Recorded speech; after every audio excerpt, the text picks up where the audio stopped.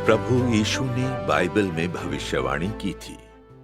जैसा नूह के दिनों में हुआ था, वैसा ही मनुष्य के पुत्र के दिनों में भी होगा। जिस दिन तक नूह जहाज पर न चढ़ा, उस दिन तक लोग खाते पीते थे और उनमें विवाह होते थे। तब जल प्रलय ने आकर उन सबको नष्ट किया। और जैसा लूत के दिनों में हुआ था कि लोग खाते पीते, लेन देन करते, पेड़ लगाते और घर बनाते थे, परंतु जिस दिन लूत सदोम से निकला, उस दिन आग और गंधक आकाश से बरसी और सबको नष्ट कर दिया। मनुष्य के पुत्र के प्रकट होने के दिन भी ऐसा ही होगा। सर्वशक्तिमान परमेश्वर अंत के दिनों के वापस लौटे प्रभु यीशु कहते हैं, भूकंप दुनिया में आपदा की शुरुआत है।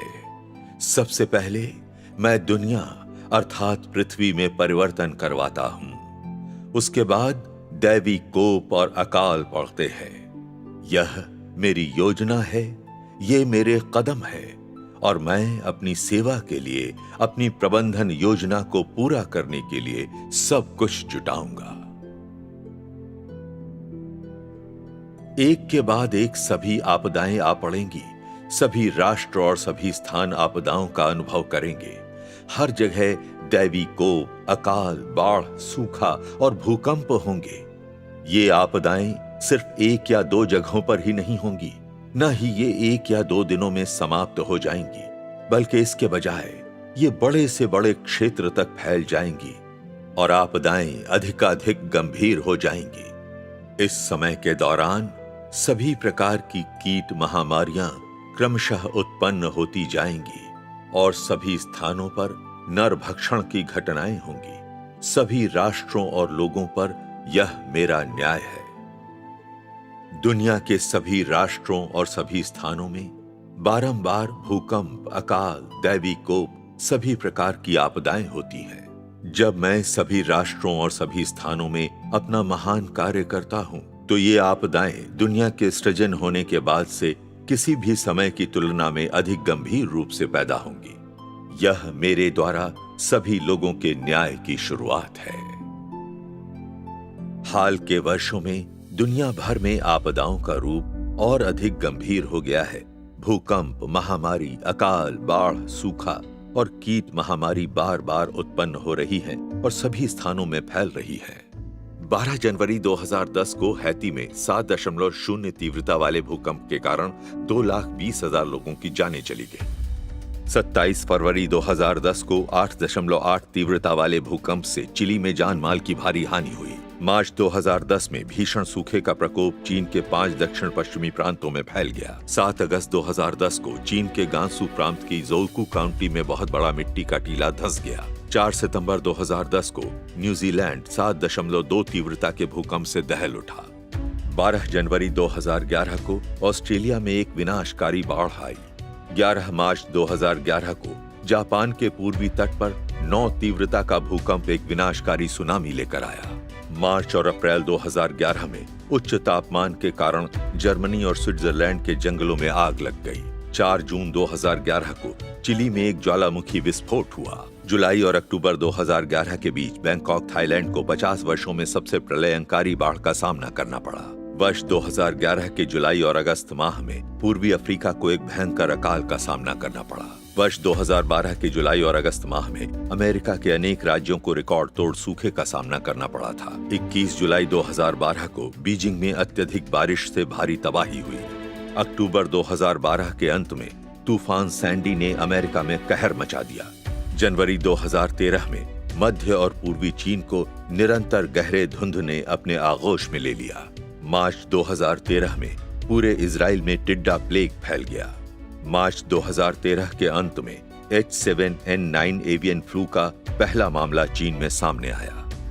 जून 2013 में भारत में बाढ़ से भारी तबाही हुई। 25 अगस्त 2013 को तेज हवाओं के कारण कैलिफोर्निया में अनियंत्रित आग लग गई, जो इतिहास में सबसे बड़ी जंगल की आग साबित हुई। दिसंबर 2013 में मध्य पूर्व 100 वर्षों में सबसे भयंकर बर्फ के तूफान से ढक गया। 2 जनवरी 2014 को उत्तरी अमेरिका पर एक अत्यंत ठंडी लहर दौड़ पड़ी। 27 सितंबर 2014 को जापान का माउंट ऑनटेक ज्वालामुखी फट पड़ा। अप्रैल 2015 में नेपाल में एक विनाशकारी भूकंप के कारण व्यापक क्षति हुई। जून 2015 में जॉर्जिया की राजधानी तिब्लिसी में एक भयानक बाढ़ आई। 4 जनवरी 2016 को उत्तर पूर्व भारत में 6.8 तीव्रता का भूकंप आया था। 6 फरवरी 2016 को ताइवान के काओसुंग के मिनोंग जिले में एक भूकंप आया। ये तथ्य लोगों को यह समझाने के लिए पर्याप्त हैं कि वर्तमान समय में परमेश्वर के वचनों को महसूस किया और पूरा किया जा रहा है। लोग पूछते रहते हैं, हाल के वर्षों में ये विपदाएं अधिक से अधिक बड़ी क्यों होती जा रही हैं और अक्सर क्यों हो रही हैं? परमेश्वर प्राकृतिक आपदाएं क्यों भेजते हैं? क्योंकि अंत के दिनों में मनुष्य जाति को शैतान ने काफी भ्रष्ट कर दिया है। बुराई, अनैतिकता, धोखा, लालच, पद प्रतिष्ठा, प्रसिद्धि और भाग्य के लिए लोग एक दूसरे के खिलाफ संघर्ष करते हैं, जिससे कभी समाप्त नहीं होने वाला युद्ध होता है। वे सत्य का तिरस्कार करते हैं, अधर्म को पसंद करते हैं और पश्चाताप के बिना पाप कर्म में लिप्त रहते हैं। यहाँ तक कि खुलेआम परमेश्वर का विरोध और बुराई का समर्थन करते हैं। यहाँ तक कि कलीसिया के भीतर कुछ विश्वासी भी भ्रष्ट होने लगे हैं, दुनिया की बुरी प्रवृत्तियों का अनुसरण करते हैं और पापों की खुशियों का आनंद उठाते हैं। ऐसा बुरा युग वास्तव में नूह के दिनों के फिर से वापस आने का संकेत है। प्रभु यीशु ने बाइबल में भविष्यवाणी की थी, जैसा नूह के दिनों में हुआ था वैसा ही मनुष्य के पुत्र के दिनों में भी होगा। अंत के दिनों में प्रभु यीशु देहधारी सर्वशक्तिमान परमेश्वर के रूप में वापस आ चुके हैं। वे मनुष्य जाति को शुद्ध करने और बचाने के लिए और अंत के दिनों के अपने न्याय कार्यों को पूरा करते हुए सभी सत्यों को व्यक्त कर रहे हैं। हालांकि उन्हें नास्तिक सरकार और धार्मिक समूहों के उग्र प्रतिरोध और निंदा का सामना करना पड़ा है। कोई भी सत्य और प्रकाश की खोज करना नहीं चाहता और न ही कोई सक्रिय रूप से परमेश्वर के प्रकटन और कार्यों के बारे में जानना चाहता है। इससे पता चलता है कि पूरी मानव जाति इस हद तक भ्रष्ट और बुरी हो चुकी है कि वह सत्य से घृणा करती है और परमेश्वर को अपना दुश्मन समझती है। परमेश्वर पवित्र है और धार्मिक परमेश्वर और उनके स्वभाव का उल्लंघन नहीं किया जा सकता है। जब ऐसी भ्रष्ट मानव जाति परमेश्वर को स्वीकार नहीं करती है और उनके प्रति पश्चाताप नहीं करती है, तब वो उन भीषण आपदाओं से कैसे बच सकती है जिसे परमेश्वर भेजने वाले हैं? तब से आसन्न आपदा के सामने हम परमेश्वर का संरक्षण प्राप्त करने के लिए और आपदा से बचने के लिए क्या कर सकते हैं, जैसा कि नूह ने किया था? सर्वशक्तिमान परमेश्वर कहते हैं, नूह की नाव के समय में पीछे पलट कर देखें, मानव जाति पूरी तरह से भ्रष्ट थी, परमेश्वर की आशीषों से भटक गई थी, परमेश्वर के द्वारा उसकी देखभाल नहीं की जा रही थी और परमेश्वर की प्रतिज्ञाओं को खो चुकी थी। वे परमेश्वर की रोशनी के बिना अंधकार में रहते थे। इस प्रकार वे प्रकृति से व्यभिचारी बन गए थे। उन्होंने अपने आप को घृणित चरित्रहीनता के मध्य उन्मुक्त कर दिया था। इस प्रकार के लोग परमेश्वर की प्रतिज्ञाओं को प्राप्त नहीं कर सकते थे। वे परमेश्वर के चेहरे की गवाही देने के अयोग्य थे, न ही वे परमेश्वर की आवाज को सुनने के योग्य थे, क्योंकि उन्होंने परमेश्वर को त्याग दिया था। उन सब चीजों को बेकार समझकर छोड़ दिया था जो परमेश्वर ने उन्हें प्रदान की थी और परमेश्वर की शिक्षाओं को भूल गए थे। उनका मन परमेश्वर से बहुत दूर भटक गया था और जैसा कि इससे हुआ, वे अत्यधिक मूर्खतापूर्ण स्तरों तक और मानवता से पथभ्रष्ट हो गए थे और उत्तरोत्तर दुष्ट होते गए। इस प्रकार से वे मृत्यु के और भी निकट आ गए थे और परमेश्वर के कोप और दंड के अधीन हो गए थे। केवल नूह ने परमेश्वर की आराधना की और बुराई को दूर रखा और इसलिए वह परमेश्वर की आवाज को सुनने और परमेश्वर के निर्देशों को सुनने में सक्षम था।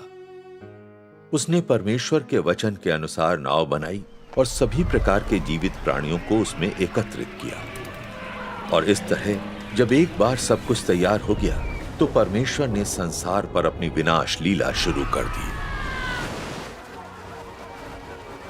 केवल नूह और उसके परिवार के 7 लोग इस विनाश लीला में जीवित बचे। क्योंकि नूह ने यहोवा की आराधना की थी और बुराई को दूर रखा था। मैं तुम्हें बताना चाहता हूं कि नूह के दिनों में लोग इस हद तक खाते और पीते थे, विवाह या शादियां करते थे कि उनके काम परमेश्वर की दृष्टि में इतने असहनीय हो गए थे। इसलिए उसने समस्त मानव जाति के विनाश के लिए प्रलय भेजी और नूह के परिवार के 8 प्राणियों और सभी प्रकार के पक्षियों और पशुओं को बचाया। हालांकि अंत के दिनों में जिन्हें परमेश्वर ने जीवित बचाकर रखा, ये वे लोग हैं जो अंत तक परमेश्वर के स्वामी भक्त रहे। यद्यपि दोनों ही काल बहुत अधिक भ्रष्टाचार के कारण परमेश्वर के लिए असहनीय थे और दोनों ही युगों में मानव जाति का इतना पतन हो चुका था कि उन्होंने परमेश्वर को प्रभु के रूप में नकार दिया। नूह के समय में सभी लोग परमेश्वर के द्वारा नष्ट कर दिए गए थे। दोनों युगों में मानव जाति ने परमेश्वर को बहुत दुखी किया, परंतु अंत के दिनों में परमेश्वर ने मनुष्यों के प्रति संयम बरता है। ऐसा क्यों है? क्या तुम सब ने कभी इस बात पर विचार नहीं किया? यदि तुम लोग सचमुच नहीं जानते तो मैं तुम्हें बताता हूं। अंत के दिनों में मनुष्यों के साथ परमेश्वर का धीरज धरने का कारण यह नहीं है कि वे नूह के दिनों की तुलना में कमतर भ्रष्ट हैं या उन्होंने परमेश्वर के सामने पश्चाताप किया है, और न ही कारण यह है कि परमेश्वर तकनीकी विकास के कारण अंत के दिनों में मनुष्यों का सर्वनाश नहीं कर सकता। कारण यह है कि अंत के दिनों में परमेश्वर को मनुष्यों के एक समूह में कार्य करना है और यह कार्य देहधारी परमेश्वर स्वयं करेगा। साथ ही परमेश्वर इस समूह के एक भाग को अपने उद्धार का पात्र बनाएगा, अपनी प्रबंधन योजना का फल, और ऐसे लोगों को अपने साथ वह अगले युग में प्रवेश कराएगा। यदि मानव जाति अच्छा भाग्य पाना चाहती है, यदि कोई देश अच्छा भाग्य पाना चाहता है, तो मनुष्य को अवश्य परमेश्वर की आराधना में झुकना चाहिए, पश्चाताप करना चाहिए और परमेश्वर के सामने अपने पापों को स्वीकार करना चाहिए। अन्यथा मनुष्य का भाग्य और मंजिल अपरिहार्य रूप से तबाह होकर समाप्त हो जाएंगे। सर्वशक्तिमान परमेश्वर के वचन हमें स्पष्ट रूप से कहते हैं कि केवल वे लोग जो परमेश्वर के वचनों को ध्यान से सुनते हैं और उनके उद्धार को स्वीकार करते हैं, आपदाओं के समय परमेश्वर की सुरक्षा में जीवित रह सकते हैं और परमेश्वर के राज्य में प्रवेश कर सकते हैं। इसके विपरीत वे सभी लोग जो सत्य को नहीं जानना चाहते हैं, परमेश्वर की आवाज को सुनने से इनकार कर देते हैं और परमेश्वर के उद्धार को अस्वीकार कर देते हैं, उन्हें महान आपदाओं द्वारा विनष्ट कर दिया जाएगा। निम्नलिखित सच्ची कहानियां हैं जो मेनलैंड चीन में घटित हुई थी। 12 मई 2008 के वेंचुआन भूकंप के दौरान एक कस्बा था जो पूरी तरह नष्ट हो गया। वह सिचुआन प्रांत के मियांजू शहर का किंगपिंग टाउनशिप था। सीसीपी सरकार द्वारा इस घटना को दबा दिए जाने के कारण बहुत कम लोग इसके बारे में जानते हैं। किंगपिंग टाउनशिप मियांजू शहर के हानवान टाउन के उत्तर पश्चिम में पहाड़ी की गहराई में स्थित था। भूकंप से पहले यह स्वच्छ हवा, साफ जल और नीले आसमान के साथ एक स्वर्ग था।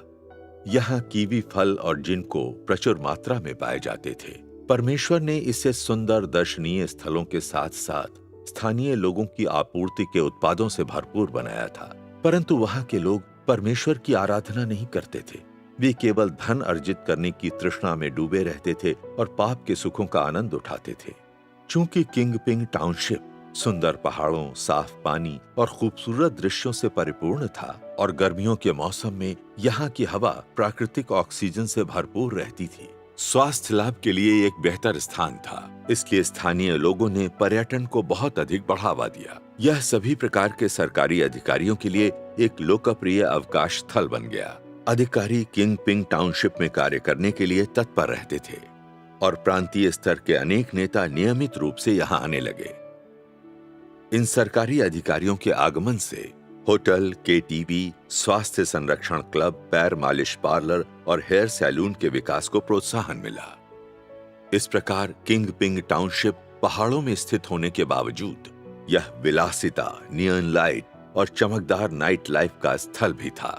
सीसीपी अधिकारियों ने परमेश्वर द्वारा संवारे गए इस सुंदर स्थल को आधुनिक सदोम में परिवर्तित कर दिया। चूंकि सर्वशक्तिमान परमेश्वर के अंत के दिनों के कार्य मेनलैंड चीन में पूरे किए गए थे, सर्वशक्तिमान परमेश्वर के कलीसिया से भाई और बहन अनेकों बार ईसा चरित का उपदेश देने के लिए किंगपिन टाउनशिप गए, परंतु स्थानीय लोगों ने सोचा कि भोजन और वस्त्रों की चिंता के बिना उनका जीवन पूर्ण था, इसलिए उन्हें परमेश्वर के उद्धार की आवश्यकता नहीं है। अतः उन्होंने सर्वशक्तिमान परमेश्वर के राज्य के उपदेशों को हर बार अस्वीकार कर दिया और परमेश्वर के उद्धार के द्वार को बंद कर दिया। यहाँ तक कि उन्होंने सर्वशक्तिमान परमेश्वर के कलीसिया के लोगों के साथ यह कहते हुए दुर्व्यवहार किया, अभी हमारा जीवन बहुत अच्छा है, आपके पास कोई दूसरा कार्य नहीं है, इसलिए आप हमें सुसमाचार का उपदेश देने के लिए आते हैं। हम परमेश्वर में विश्वास नहीं करते, हम केवल धन में विश्वास करते हैं। सर्वशक्तिमान परमेश्वर के कलीसिया के भाइयों और बहनों द्वारा उनके समक्ष ये गवाही देने के बावजूद कि केवल सर्वशक्तिमान परमेश्वर के अंत के दिनों के कार्यों को स्वीकार करने पर ही उनका उद्धार हो सकता है, मगर उन्होंने अनसुना कर दिया। भाइयों और बहनों ने उन्हें कई बार प्रोत्साहित किया कि केवल वे लोग जो परमेश्वर की आराधना करते हैं वे ही परमेश्वर के आशीर्वाद और सुरक्षा में जीवन जी सकते हैं, जबकि सर्वशक्तिमान परमेश्वर को अस्वीकार और उनका विरोध करने वालों को आपदा का सामना करना पड़ेगा और दंडित किया जाएगा। इसके बावजूद उन्होंने इन बातों की उपेक्षा कर दी। किंगपिंग टाउनशिप के लोगों ने सर्वशक्तिमान परमेश्वर के उद्धार से इनकार कर दिया। वहां एक भी व्यक्ति सर्वशक्तिमान परमेश्वर में विश्वास नहीं करता था। तब 12 मई 2008 को 2:28 पर वह भूकंप आया। अचानक ही धरती हिलने लगी और पहाड़ डोलने लगे। विशालकाय पत्थर पहाड़ों से लुढ़क कर नीचे आने लगे। हवा धूल से भर गई और आकाश में अंधकार छा गया, यहाँ तक कि कुछ पहाड़ धराशायी हो गए और अचानक गायब हो गए। किंगपिंग टाउनशिप दो पहाड़ों के बीच एक घाटी में स्थित था। जब भूकंप आया तब दोनों पहाड़ बीच की ओर खिसके और करीब आ गए और एक पल में वे जुड़कर एक हो गए। किंगपिंग टाउनशिप पहाड़ के नीचे दब गई थी। कस्बे के सभी लोग जिंदा ही दफन हो गए थे। यह कस्बा जो परमेश्वर की आराधना नहीं करता था तुरंत ही नष्ट हो गया। यह आपदा हमें बाइबल में कहे गए सत्य वचनों की याद दिलाती है।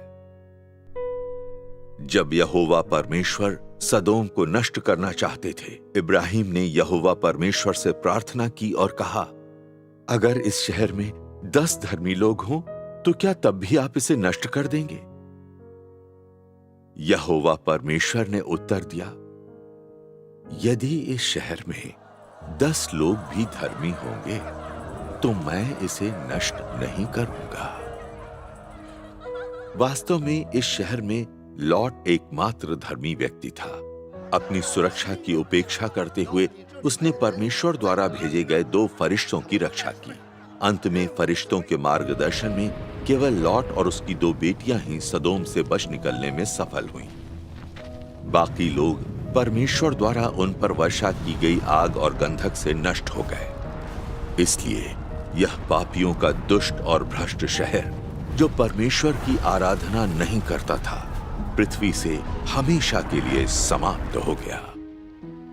यह कहा जा सकता था कि किंगपिंग टाउनशिप आधुनिक समय का सदोम था, लेकिन इसके विनाश ने लोगों को आत्ममंथन करने के लिए प्रोत्साहित नहीं किया। लोगों ने परमेश्वर के क्रोध के कारण को जानने का प्रयास नहीं किया और इस दुष्ट विचार के साथ कि मनुष्य प्रकृति को जीत लेगा, लोगों ने परमेश्वर के साथ लड़ना जारी रखा और अपनी मानसिकता नहीं बदली और अभी भी अपने हाथों से सुंदर घर बनाने की उम्मीद कर रहे हैं। भूकंप के बाद सरकार ने प्रांतीय डिजाइन और योजना निर्माण संस्थाओं और उच्च स्तरीय इंफ्रास्ट्रक्चर इंजीनियरों और तकनीकी विशेषज्ञों को साइट के निरीक्षण, चयन और निर्माण कार्य में भाग लेने के लिए आमंत्रित किया। सरकार किंगपिंग के पुनर्निर्माण के लिए थोड़ा भी नहीं हिचकिचाई। कुछ ही वर्षों के बाद पहाड़ों की गहराई में एक नया किंगपिंग टाउनशिप स्थापित किया गया। उस टाउनशिप में सरकारी कार्यालय, अस्पताल, विद्यालय और आवास सभी आधुनिक सुविधाओं से पूर्ण रूप से लैस थे। ठीक उसी समय जब लोग साम्यवादी पार्टी की अच्छी नीति को धन्यवाद दे रहे थे और अपने पुनर्वास की खुशी में मग्न थे कि 15 अगस्त 2009 को एक विशाल आंधी आई, जिसके कारण पहाड़ फिर से टूटकर गिरने लगे। खिसकती हुई मिट्टी इस प्रकार से धंसने लगी मानो कोई जंगली जानवर पहाड़ से नीचे नए किंगपिंग टाउनशिप की ओर दौड़ा जा रहा है। फिर तुरंत ही नवनिर्मित किंगपिंग टाउनशिप मिट्टी में दफन हो गई। दोनों तरफ ढलान थी।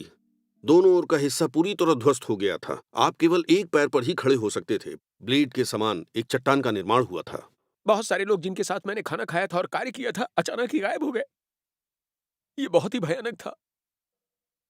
इस भूकंप आपदा के कारण शमशान भी बहुत सारे लोग मारे गए थे।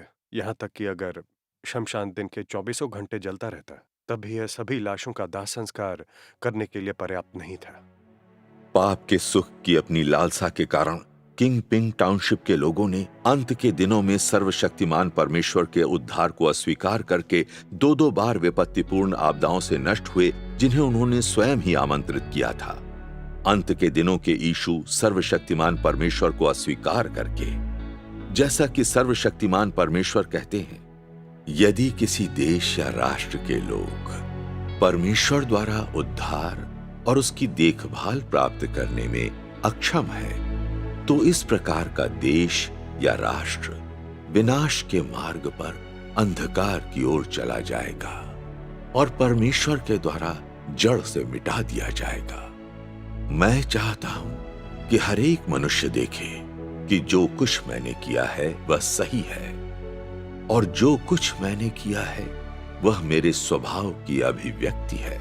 यह मनुष्य का कार्य नहीं है और प्रकृति का तो बिल्कुल नहीं है जिसने मानव जाति को उत्पन्न किया है। इसके विपरीत यह मैं हूं जो सृष्टि में हर जीवित प्राणी का पोषण करता है। मेरे अस्तित्व के बिना मानव जाति केवल नष्ट होगी और विपत्तियों के दंड से गुजरेगी। कोई भी मानव सुंदर सूर्य और चंद्रमा या हरे भरे संसार को फिर कभी नहीं देखेगा। मानव जाति केवल शीत रात्रि और मृत्यु की छाया की निर्मम घाटी का सामना करेगी। मैं ही मनुष्य जाति का एकमात्र उद्धार हूं। मैं ही मनुष्य जाति की एकमात्र आशा हूं और इससे भी बढ़कर मैं ही वह हूं जिस पर संपूर्ण मानव जाति का अस्तित्व निर्भर करता है। मेरे बिना मानव जाति तुरंत निस्तब्ध हो जाएगी। मेरे बिना मानव जाति तबाही झेलेगी और सभी प्रकार के भूतों द्वारा कुचली जाएगी।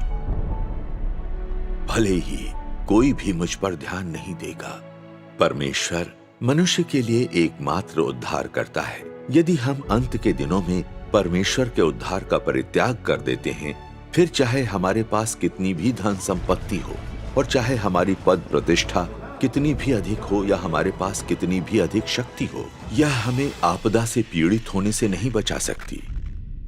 आपदा मेरे द्वारा उत्पन्न की जाती है और निश्चित रूप से मेरे द्वारा ही गुप्त रूप से आयोजित की जाती है।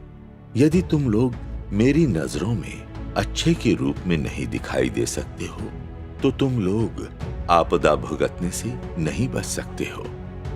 मेरी दया उन पर व्यक्त होती है जो मुझसे प्रेम करते हैं और अपने आप को नकारते हैं, और दुष्टों को मिला दंड निश्चित रूप से मेरे धार्मिक स्वभाव का प्रमाण है और उससे भी बढ़कर मेरे क्रोध का साक्षी है। जब आपदा आएगी तो उन सभी पर अकाल और महामारी आ पड़ेगी जो मेरा विरोध करते हैं और वे विलाप करेंगे। जो लोग सभी तरह की दुष्टता कर चुके हैं किंतु जिन्होंने बहुत वर्षों तक मेरा अनुसरण किया है, वे अभियोग से नहीं बचेंगे। वे भी ऐसी आपदा जिसके समान युगों युगों तक कदाचित ही देखी गई होगी में पड़ते हुए लगातार आतंक और भय की स्थिति में जीते रहेंगे, और केवल मेरे वे अनुयायी ही जिन्होंने मेरे प्रति निष्ठा दर्शाई है मेरी सामर्थ्य का आनंद लेंगे और तालियां बजाएंगे। वे अवर्णनीय संतुष्टि का अनुभव करेंगे और ऐसे आनंद में रहेंगे जो मैंने पहले कभी मानव जाति को प्रदान नहीं किया है, क्योंकि मैं मनुष्यों के अच्छे कर्मों को संजोए रखता हूं और उनके बुरे कर्मों से घृणा करता हूं। सर्वशक्तिमान परमेश्वर के वचन हमें कहते हैं कि आपदाओं की शुरुआत और व्यवस्था परमेश्वर ही करते हैं। परमेश्वर अपना विरोध और बुरे कर्म करने वालों का नाश करने के लिए आपदा का इस्तेमाल करते हैं और इसका उपयोग वे हृदय और भावनाओं वाले लोगों के समूह को जगाने और चेतावनी देने के लिए भी करते हैं, ताकि ये लोग अंत के दिनों में उनके उद्धार को स्वीकार कर लें। परमेश्वर अंत के दिनों में यही कार्य करते हैं। जो लोग परमेश्वर में विश्वास नहीं करते हैं वे सोचते हैं कि आपदाएं केवल प्राकृतिक आपदाएं हैं जो भेदभाव नहीं करती हैं। वास्तव में प्रत्येक आपदा एक ध्येय के साथ आती है। एक भूकंप या प्लेग में कितने लोग मरते हैं? एक बाढ़ और युद्ध में कितने लोग मरते हैं? कौन सी आपदा किन लोगों का विनाश करेगी, इसका निर्धारण परमेश्वर पहले ही कर देते हैं। जिनको बर्बाद होना है वे बिल्कुल भी नहीं बच सकते हैं। परमेश्वर का स्वभाव पवित्र और धर्मी है जो अपमानहीन है। आपदा के समक्ष सभी बुरे कर्म करने वाले लोग जो परमेश्वर का विरोध करते हैं वे परमेश्वर के हाथों दंडित होने से नहीं बच सकते, भले ही वे कोई भी स्वयं सहायता उपाय इस्तेमाल कर लें। जबकि जो लोग वास्तव में उनमें विश्वास करते हैं और सर्वशक्तिमान परमेश्वर पर भरोसा करते हैं वे भूकंप के केंद्र में होने पर भी मृत्यु से बच जाएंगे। परमेश्वर विलक्षण तरीके से आपदा से उनकी सुरक्षा करेंगे और उन्हें बचाएंगे। इसके आगे हम सर्वशक्तिमान परमेश्वर के कलीसिया में कुछ भाइयों और बहनों के सच्चे अनुभव आपके साथ साझा करेंगे, जिन्होंने 12 मई 2008 के सिचुआन भूकंप के दौरान बहुत अधिक प्रभावित क्षेत्र में परमेश्वर का संरक्षण और उद्धार प्राप्त किया। मेरे पति और मैंने केवल 2 महीने के लिए अंत के दिनों के सर्वशक्तिमान परमेश्वर के कार्यों को स्वीकार किया था। मैं लकवे की वजह से ज्यादा चल फिर नहीं पाती हूँ। मैं ज्यादातर बिस्तर पर ही रहती हूँ। उस समय हम 5वीं मंजिल पर रहते थे। जब भूकंप आया तब इमारत बहुत जोर से हिलने लगी। बिस्तर को झटका लगा और मैं नीचे गिर गई। जैसे ही मैं फर्श पर गिरी वैसे ही छत ढह गई और बिस्तर को कुचल दिया। छत का दूसरा टुकड़ा जो गिरा उसे कुर्सी ने अवरुद्ध कर दिया और जहां मैं पड़ी हुई थी वहां एक सुरक्षित स्थान बना दिया। मुझे जरा भी चोट नहीं आई। उस समय मेरे मन में एक विचार उत्पन्न हुआ। मैं रेंग कर आगे बढ़ी और देखा कि क्या यहाँ से निकलने का कोई रास्ता है। इसलिए मैं रेंग कर आगे बढ़ी, एक ईंट को अपने हाथों से खिसकाकर किनारे किया और तभी मुझे प्रकाश दिखाई दिया। तब मैंने मदद के लिए पुकार लगाई। सोचा भी नहीं था कि मेरा बेटा मेरी पुकार सुनेगा। उसने खोदना शुरू किया और 3 घंटे के बाद मुझे सुरक्षित बाहर निकाल लिया। जब भूकंप आया मेरे पति स्नान घर में थे। मेरी आवाज सुनकर वे दौड़कर बाहर निकल जाना चाहते थे, परंतु स्नान घर के दरवाजे ने 2 बार उनका मार्ग अवरुद्ध कर दिया और उसी समय छत टूट गई और एक बांस की टोकरी नीचे आ गिरी।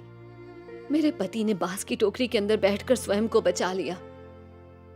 वे लगभग 30 घंटे तक मलबे में फंसे रहे। डर के मारे वो सोच नहीं पा रहे थे कि उन्हें क्या करना चाहिए। उन्होंने परमेश्वर से प्रार्थना की और अपना जीवन उन्हें समर्पित कर दिया। परमेश्वर ने उन्हें आस्था प्रदान की और वो शांत हो गए और धैर्य से इंतजार करने लगे। उसी समय मेरा बेटा मेरे पति की मदद के लिए सैनिकों को पुकार रहा था। खतरे से भयभीत सैनिकों ने मदद से इनकार कर दिया, परंतु जब मेरा बेटा उनसे अनुरोध करता रहा तो अंत में उन्होंने एक छेद किया और मेरे पति को खींचकर बाहर निकाल लिया। परमेश्वर का धन्यवाद। मेरा बड़ा बेटा डोंगफेंग टरबाइन फैक्ट्री में काम करता था। भूकंप के दिन उसने किसी साथी के साथ शिफ्ट बदल ली थी, इसलिए वो काम पर नहीं गया। इसके बाद हमें पता चला कि उसके कारखाने में काफी लोग मर गए। शिफ्ट बदलने के लिए धन्यवाद। मेरा बेटा उस विपदा से बचने में सफल रहा। उस समय मेरा पोता 7 वर्ष का था और विद्यालय में पढ़ने गया था। भूकंप के बाद वो एक छेद से रेंगते हुए बाहर आ गया और उसे जरा भी चोट नहीं लगी थी। परमेश्वर का धन्यवाद। हम सर्वशक्तिमान परमेश्वर के बहुत आभारी हैं। परमेश्वर का धन्यवाद। सर्वशक्तिमान परमेश्वर में मेरे पति और मेरे विश्वास के कारण हमारे परिवार को परमेश्वर की आश्चर्यजनक देखभाल और सुरक्षा प्राप्त हुई। परमेश्वर की महिमा अपार है। सर्वशक्तिमान परमेश्वर का प्रेम वास्तव में महान है। मैं हमेशा उनके बारे में बातें कर सकती हूँ। हाँ, परमेश्वर का धन्यवाद। 12 मई के दिन मैं लेगू पर्वत पर अपने खेत में अंगूर तोड़ रही थी। मुझे अचानक भूकंप का एहसास हुआ और मेरी आंखों के सामने दुनिया घूमने लगी। पहले तो लगा कि मुझे चक्कर आ रहा है, परंतु थोड़ी देर बाद मैंने देखा कि पहाड़ के पत्थर टूटकर इधर उधर लुढ़क रहे हैं। कई मीटर चौड़ी दरार उत्पन्न हो गई और गिरती हुई चट्टानें मेरी ओर आने लगी। तभी मुझे भूकंप आने का एहसास हुआ। हृदय से परमेश्वर से मदद की गुहार लगाते हुए मैंने खतरे से बचने का हर संभव प्रयास किया। मैंने कहा, हे परमेश्वर, मैं जानती हूँ कि विपदा आपके हाथों की कठपुतली है। आप सभी अधर्मियों को ताड़ना देने के लिए आपदा लाते हैं। ये आपकी धार्मिकता है। मेरे अंदर भी अनेकों कमियां हैं जो आपको नापसंद है। आप मुझे चाहे जितनी भी ताड़ना दे, मैं आपकी आज्ञा का पालन करूंगी। भले ही मुझे मूसा का विरोध करने वाले 250 नेताओं की तरह धरती निगल ही ले, मैं आपकी धार्मिकता का गुणगान करूंगी। मैं आज्ञाकारिता के साथ प्रार्थना करती रही। धीरे धीरे मेरे हृदय से भय और चिंता समाप्त हो गई और शांति और निश्चिंतता का अनुभव हुआ। इसके बाद कुछ पूर्ण रूप से अनापेक्षित घटित हुआ था। मैं परमेश्वर के आश्चर्यजनक कार्यों की साक्षी बनी। चूंकि भूकंप बहुत शक्तिशाली था, वह पहाड़ जहां मैं खड़ी थी फटकर खुल गया, मानो किसी ने चाकू से चीर दिया हो। मेरे पास का आधा पहाड़ एक सीधी पंक्ति में धंस गया था, परंतु पहाड़ का दूसरा हिस्सा जहां मैं खड़ी थी वो बच गया। मेरे ऊपर एक खरोंच भी नहीं आई थी। जब भूकंप आया तो मेरे परिवार ने देखा कि वो पहाड़ जहां मैं काम कर रही थी टूटकर बिखर गया है। उन सभी को लगा कि मैं मर चुकी हूँ। उन्होंने सोचा भी नहीं था कि मैं जीवित और सकुशल वापस लौट आऊंगी। मेरे परिवार वाले बहुत ही भावुक हो गए। गैर विश्वासियों ने मुझे जीवित देखकर कहा, तुम बहुत ही भाग्यशाली हो। हालांकि मैं जानती हूँ कि यह भाग्य नहीं बल्कि परमेश्वर की देखभाल और सुरक्षा थी जिसने मुझे बचा लिया। मैंने अपना ये अनुभव कई भाई बहनों को भी बताया। मेरी कहानी सुनने के बाद सबने कहा, सर्वशक्तिमान परमेश्वर बहुत आश्चर्यजनक है। परमेश्वर का धन्यवाद।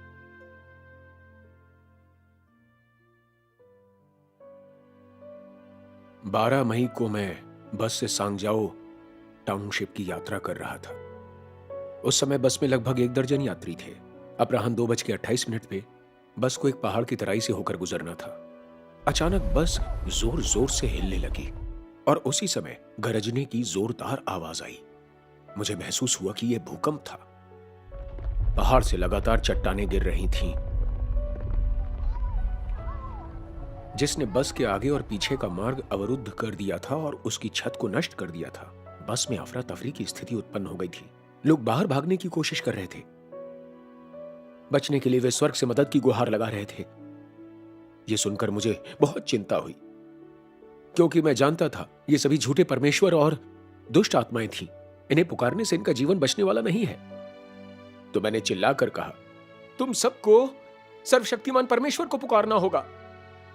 परंतु उस समय किसी ने भी मेरी बात नहीं सुनी, क्योंकि सब बच निकलने की फिराक में थे। कुछ समय के बाद केवल मुझे छोड़कर सभी लोग बस से बाहर निकल गए थे।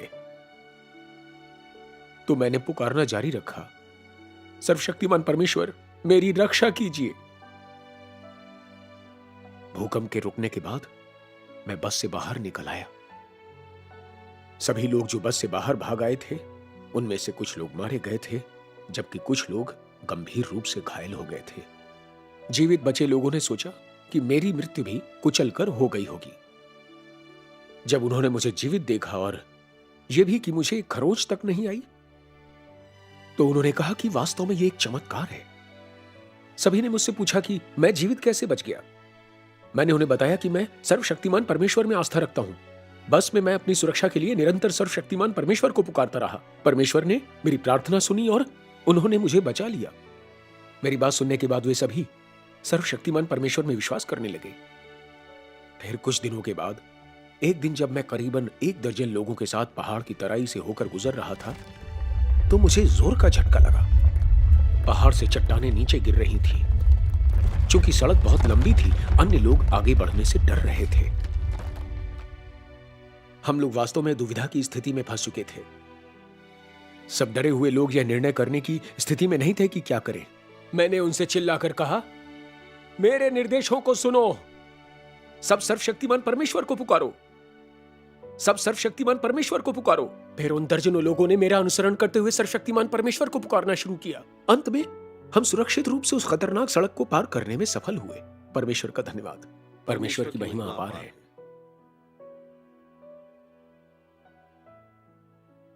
मेरे ससुर को अक्सर दोपहर में झपकी लेने की आदत है, लेकिन 12 मई के दिन दोपहर के आसपास मेरे ससुर ने कहा कि आज उन्हें नींद नहीं आ रही, तो वे खेतों में कीटनाशक छिड़कने गए। मैं भी उनके साथ खरपतवार उखाड़ने गई। जैसे ही हम वहां पहुंचे, अचानक भूकंप आ गया। हमारा घर पूरी तरह से नष्ट हो गया, परंतु उस समय घर पर नहीं होने के कारण हम दोनों सुरक्षित बच गए।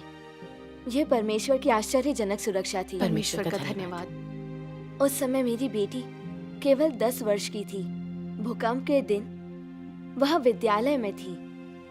उसके विद्यालय की इमारत पूरी तरह ढह गई। उसके अधिकांश सहपाठियों की मलबे में दबने से मौत हो गई थी। केवल 4 लोग जीवित बचे थे। उनमें केवल मेरी बेटी थी जो बिना किसी क्षति के सुरक्षित बची थी। अन्य 3 गंभीर रूप से घायल थे। मैं सर्वशक्तिमान परमेश्वर को धन्यवाद देती हूँ। यदि सर्वशक्तिमान परमेश्वर की देखभाल नहीं होती तो ऐसा कोई रास्ता नहीं था जो ऐसी भयंकर विपदा से हमें बचा सकता था।